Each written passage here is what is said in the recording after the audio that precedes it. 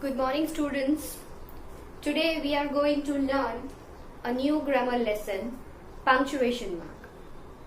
So first we will learn in this topic about what punctuation is, then why it is needed to learn, and then I'll give you some types of punctuation mark with some examples, and at the end of video I'll give you a small exercise that will help you to learn the topic better. So what punctuation mark is? Punctuation is the use of mark or a sign to divide a piece of writing into sentences, phrases, clauses, etc. so that the sentence is easy to read and understand, and also it become a meaningful. So let's understand this definition by give you an easy and a very simple example.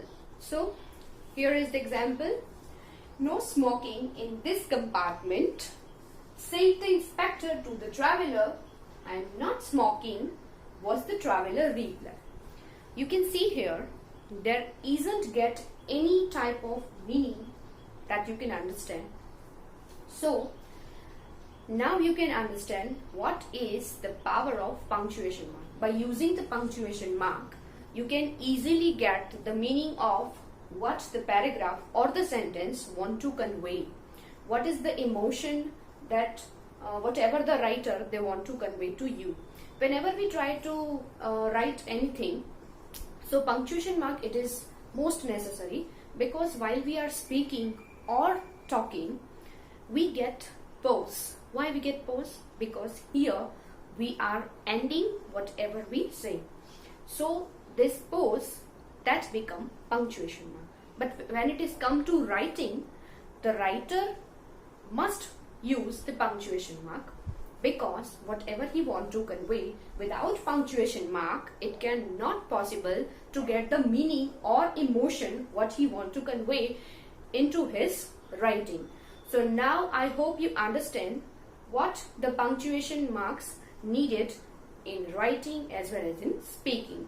So let's start the type of punctuation mark. So here is the 7 most common and basic types of punctuation mark. First is full stop, second comma, number 3 colon, 4 semicolon, 5th question, 6 exclamation, and 7 number quotation, which is also known as inverted comma, single inverted comma, double inverted comma. So let's have a look about each of them in a detail. So let's start from the first. First is full stop. Now we will see what is the use of full stop. A full stop indicates the longest pause. Before I also say that full stop is a pause. Whenever we start talking or speaking any type of sentence or whatever, we get pause to end the sentence. So another use of full stop is it is used in abbreviation. Next is to separate hour from minutes and date from month or year. These both are the extra uses of full stop that you can see in the examples. His mother is a kind lady. So here we are ending the statement. The full stop it is also used in the assertive sentences. She completed her MSc. Here you can see the degree named MSc. MSc is a type of degree. So here we separate the degree, and at the end of sentence we use full stop. Next, Rohan comes at 7:30 p.m. Here you can see the third use of full stop. Separate the hour from minutes and date. 7:30. Between 7 and 30 there is a full stop. And p.m. it's the abbreviations. So here we also use full stop, and at the end of we also use full stop. Second, comma. A comma is the shortest pause. It is used within a sentence and not at the end of sentence. Another use of comma, it is used to separate words, phrases, long clauses or question tag. Here, comma, it is used to separate the words. Now see the examples. It will make you more clear. Mohan, Sohan and Rupa are friends. Here we are talking about more than two people. So whenever we talk about more than two people, person or thing, to separate them we use comma. Next, it's very interesting, isn't it? Here we are separating the question tag. For that we use comma. So I hope you understand the both well. So number 3 is colon. It is used to introduce a quotation. Next use is to introduce a list of items. So these both are the uses of colon. Number 1 is to introduce a quotation. Quotation means a sentence or something that is said by some well-known person, or sometime it may be a scientific truth, geographical truth or a universal truth. So for that we use colon. Examples: the saint said, know thyself. Here thyself, it's a new word for you. It's a word of old English. Thyself means yourself. Next examples: the thing we need are as follows: tea, milk, sugar, ice cream. So here this is a list of items that we need. So for that, and to introduce the list of items, we use here colon. Next, number 4 is semicolon. It is used to separate pairs of words. Next use is emphasis on clauses in a sentence. The third use is semicolon, to separate main clauses which is not joined by a conjunction. It is little bit difficult to understand. By seeing the example, you will understand it better. So the first usage, it is to separate the pair of words that we see in examples: boy and girls, the rich and the poor, the young and the old. So this all are the pair of words. What is pairs of words? To separate them we use semicolon between them.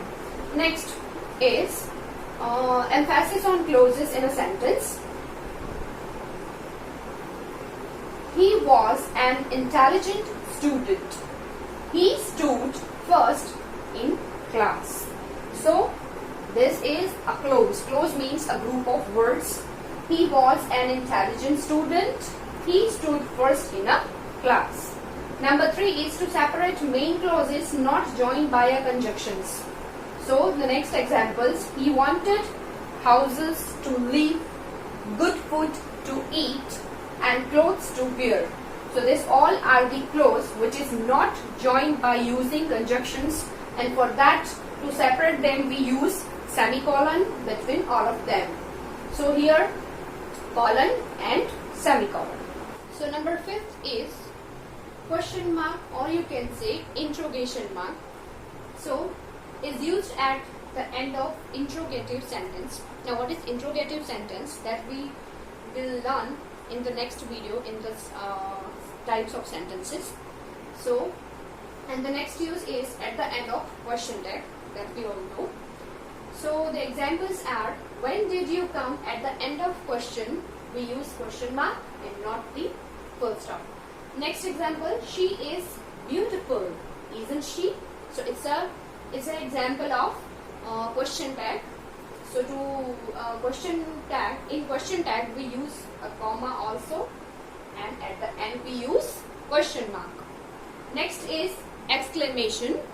Exclamation is generally used at the end of exclamatory sentence, but I want to add that it is also used after sudden emotion or wish. It's a main, I think it's a main use of exclamation is it's used after the sudden emotion or wish, that you can see in the examples. What a terrible accident! when we see the accident, what a feeling that comes out from in our voice, that we can for that purpose use here exclamation mark. Second, oh, what a beautiful morning. By seeing a beautiful morning, such a nice feeling that comes out from our mind, and what's the emotion or a feeling that we feel, that express in writing by using the exclamation mark. Number 7 is quotation. In quotation, there is two types. One is called single inverted commas, and the next one is double inverted commas. So it is used to enclose the exact word of a speaker or a quotation. And the next use is single inverted commas are used to enclose titles of poems, stories, essay, etc. So it's a very simple use of quotation. Now see the examples. She said, I must go now. I repeat, she said, I must go now. So whatever the speaker said, that we enclose that in the double inverted comma. In the next example, he wrote the essay, The Value of Discipline in Life. So that is the use of single inverted comma, that we enclose the title of the essay, The Value of Discipline in Life. He wrote the essay, The Value of Discipline in Life. So that is the use of single inverted comma and a double inverted comma. So here we are ending the lesson, and now we have a small exercise. So let's see the exercise. Punctuate the following sentence.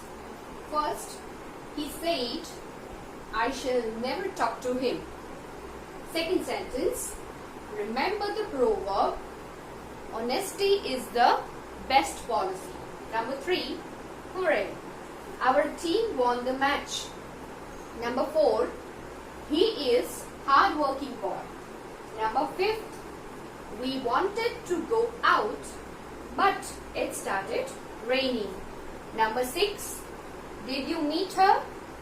Number 7, the number of things are paper, pen, eraser, sharpener. Number 8, the poem Lucy Gray is written by Wordsworth.